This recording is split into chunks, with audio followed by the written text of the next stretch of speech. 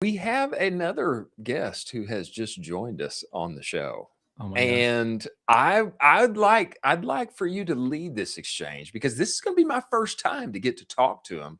We've got John Shanahan here of TRX who has just joined us. John, get inside of this show. We want you in here right now. Let's go. I like the this guy. backstage black and white, the black and white. Look at this guy. Absolutely incredible. John's an absolute legend. He is an absolute killer in the space. I've known John for forever. John, thank you for being on the show. You're the man. Sure, I feel left out without a nice little mic here. I'm gonna have to. You're all good. It's authentic, John. It's authentic. Don't It's feel real. bad about that. And John, Yeah, killing the vibe. you know, give us perspective on what you do day in, day out, what's going on at TRX. Just give everybody perspective on that. Sure. So TRX are those black and yellow straps you'll see at most gyms around the globe. And our whole thing is we're an education company that sells gear. So TRX has been around for 21 years this year. And it's one of the few fitness brands that is, there's a couple unique pieces about it. One, it's very patent protected. So it's been around through ups and downs of fads.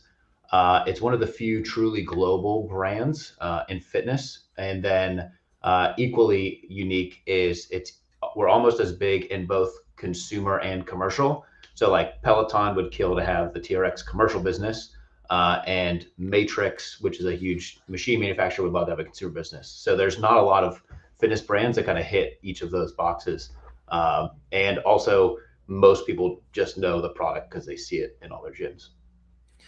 You know what stands out to me, John? I remember TRX from many years ago when I was in college. I played football at Texas, and they're always acquiring many very expensive pieces of equipment for us to get all the meatheads underneath it and push and grunt and get bigger and stronger.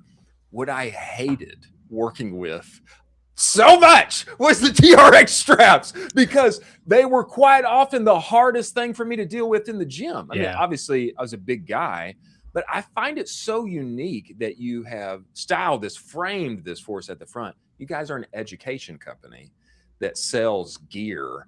That to me is really outstanding because you're not just putting equipment on the market and you're going to put some fancy influencers behind it. You guys have really come into this top down, brain down. How can we make people healthier and stronger? And also, by the way, we sell some equipment that you can use at your home or at your gym in order to do that. Has that always been the mission on the TRX side? We start from education first. Yeah, and that came out of necessity. Randy Hetrick, the founder, did How I Built This, and he kind of dives into that. But really, it's like you have a piece of nylon that is very complex to use. So you have to go in and show, like, what do you do with it? How do you use it? What's proper form? And all of like the exercise science behind it was really like from day one, Randy had to go out and do it and then kind of built like the education team. It was interesting too, just like thinking about the operators are probably listening to this. What I find fascinating about TRX is because it's been around for 20 years, there's this whole wave of people who adopted it early on, and those who are still within the fitness industry, because the fitness industry, has kind of changed a bunch over 20 years.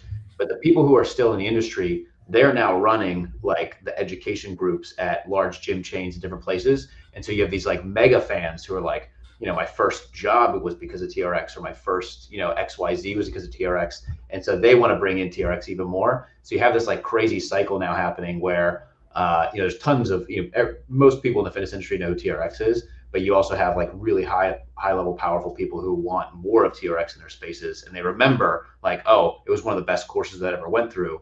And so it is that thing of like, you're always building brand, you just don't know where the touch points are. And it's been fascinating to kind of see those work as well. Wow. I also want to commend you guys too. My father-in-law has one of the nicest offices downtown in Charlotte for their company. And you guys did a beautiful TRX full equipment build out in that office. And it's unbelievable. They're like, yeah, our office and a couple other offices have full access to that. And I'm like, oh, this is a luxury gym. It's like 2 floors down from him. Absolutely unbelievable. You guys did that. It's so beautiful. That's an aside. I also people don't know. We don't just sell the strap. We have like 250 SKUs, right? So we Yeah. sell like the steel racks that go in those gyms, like you're talking about. And so when somebody comes in, they're like, I love TRX, I'll get the straps. And then we show them like, well, we have these like 5 other things. And it's like, oh, I can do literally an entire gym. Whether it's getting the workout within a gym on the straps, or, I can do the whole steel thing. We have, the commercial business is broken down like that. You have the big key accounts like gyms, Planet Fitness, like the big gyms. But then you have commercial, residential, hospitality, hotel. Like there's a whole other world of people who are leaning into wellness. That's the other interesting thing right now is there's a huge, just like macro wellness trend. We kind of sit right in the middle of that in a lot of ways between strength training and everything else going on in the fitness industry. Just a little upsell there. Came in for a strap, and you get an entire gym. Now we got to ship it though. We got to ship all that steel. Oh, yeah. There's the other piece of it. Yeah. That's true. It's true. You got to pad that price a little more. That way, Yeah. that shipping just gets included there. Yeah. Go ahead, Colin. Well, I was just going to say, I mean, so I think you and I talked about this briefly offline, a little bit about how you guys are experimenting with AI, some stuff you guys have been doing with AI for the actual TRX brand. I know you've already had some wins. Maybe you can talk about them. It's okay if you can't, but would love to hear how you guys are thinking about kind of AI with the brand itself as we go through this year. Yeah. So I distinctly remember the Will Smith spaghetti versions of AI a long time ago. I mean, I was in Midjourney. I was in the Midjourney Discord like when it launched, and I was like, "What can I do with this?" Trying to figure some stuff out. And so I've really stayed close to like what's going on there, how can I use it, ways I can use it. And so it wasn't until probably like the middle of last year, a couple of the tools started giving outputs that I was like, oh, okay, I can see it now, and how it would actually be like near production ready. And then, but the one thing that still to this day, and I'm convinced it'll take still even more time to go on there, is it's very hard to properly render the straps, and especially because talking about people who love the brand, there's a huge group of people who've done our education who, if we post something with bad form, anything's wrong, strap length, all kinds of stuff, they'll call us out, rightfully so. Wow. So we have to get it really right. And so then as we're coming to the New Year's, Super Bowl of fitness really is that December, January timeframe when people kind of kick into gear. And it was like, all right, how do we do a campaign that we can really leverage AI? And the balance that we found was like, I know the restrictions of what I can do with AI retaining as far as it goes from the straps, but I need some way to like explain this stuff. So the campaign that's out now blends those two things together. So we were able to use an AI model that we called like the gym scientist, like we made up this character where he's never claiming to do like actual science or actual personal training. So it's like, we're not taking any of those jobs. But then in order to display and demonstrate the straps, we just shot with live models. And then we had the scripts written in a way that we could have the AI kind of speak to the person on a screen. That way, we weren't trying to get into a scenario where it's like, do we fake the AI standing next to somebody? It was basically like, all right, all the restrictions of AI, how do I work around those to then get to the ultimate output, which is I need a good format to explain the straps to a normal person. And then also create iterations out of that. As you know, you get to crank out iterations on this stuff, whether it be for paid media or for, we've leaned in a lot in connected TV in the last year. So we've done some linear campaigns. Now we're doing more connected TV. So it's like, all right, we need TV quality production look. How can I accomplish that with AI without having to constantly shoot new video? And that combination of the two is working out really well right now. So it's a good way for us to make iterations, explain things, but then also still stay like authentic to the users, users, models, form, function, all the education pieces of it. And that has been huge. So it's like we use other AI tools for a bunch of other stuff, but this is the first time where it's like, no, it's a front and center. I mean, we're making like the emails that we lay out now use the AI models faced in a couple different places to be like, oh, word bubble things. And so it's been a cool way to really explore that world.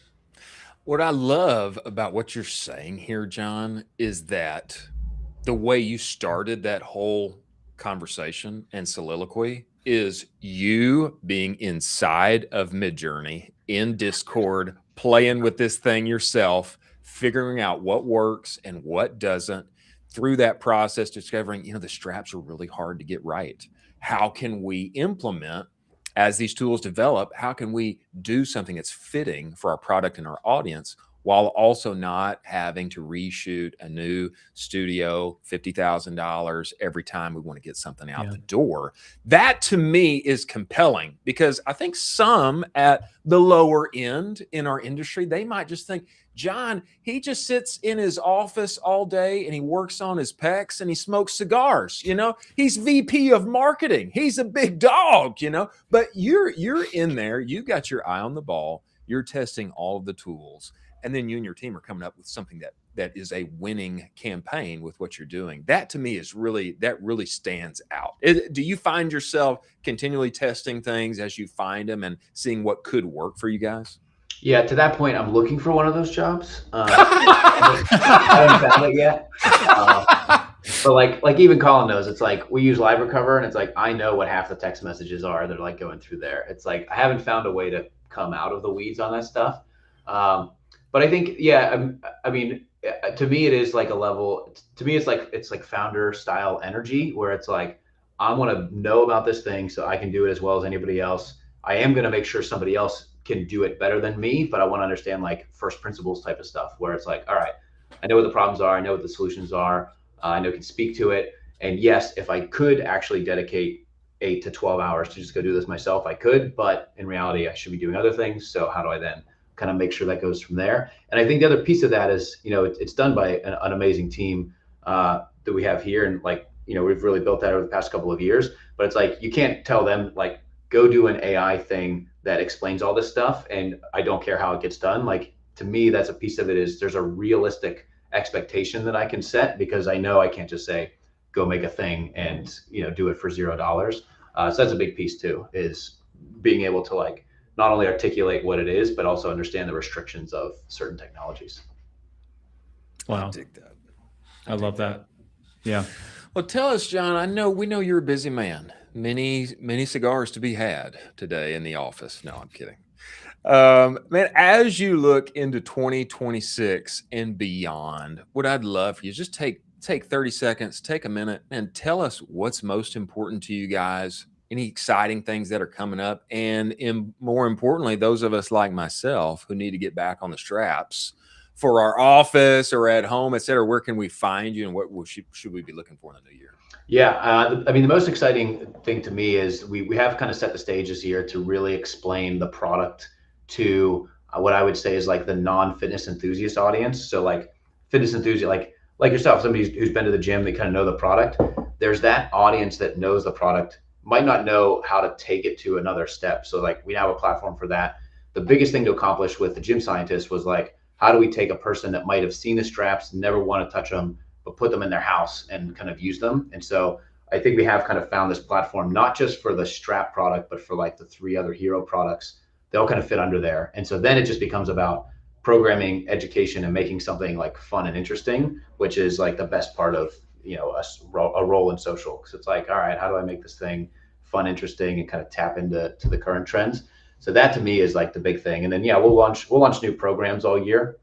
So we'll do like at-home bodyweight programs, hybrid training programs for people who train for things like high rocks. Like then it becomes all about content and then fitting it into the platform that we have. So that for me is the most exciting part coming up for us this year, and continue to test all the new tools that are coming, and whether it be like something that makes the website that much more fun to shop, or something that gives us more abilities to kind of educate and explain the product around there. The speed that all these video generation tools are coming out with is wild. And so it's really cool to be on the kind of bleeding edge of that stuff. Wow. John Shanahan, VP of Marketing, TRX, an education company that also sells gear. Man, we really appreciate you joining the show. We're going to clip this. We've got to get this one out. I think everybody needs to hear that, especially those of us who are leading departments and teams. Yeah. John, we appreciate you joining us, and we look forward to talking again. Thanks, guys. On today. So got some hitters. We've got hitters today.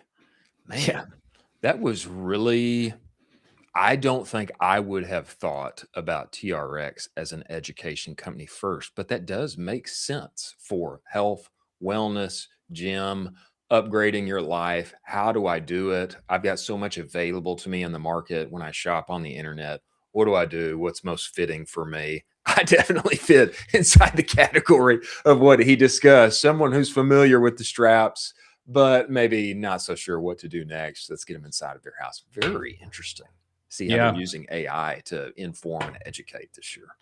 And we didn't even touch on it at all, but I mean, TRX is a prime example of a company that could, and I think they're going to crush in real life activations Oh in yeah, 2026. Because yeah, when that's a you great point. you think about all the stuff, you think about, you know, working out with a buddy, you think about all the things that they're offering now. That's an in person. Get me fired up. Yeah, Let's rock and roll. Let's yeah, do all the things. Get a good workout in. So super bullish on that as well. absolutely, absolutely.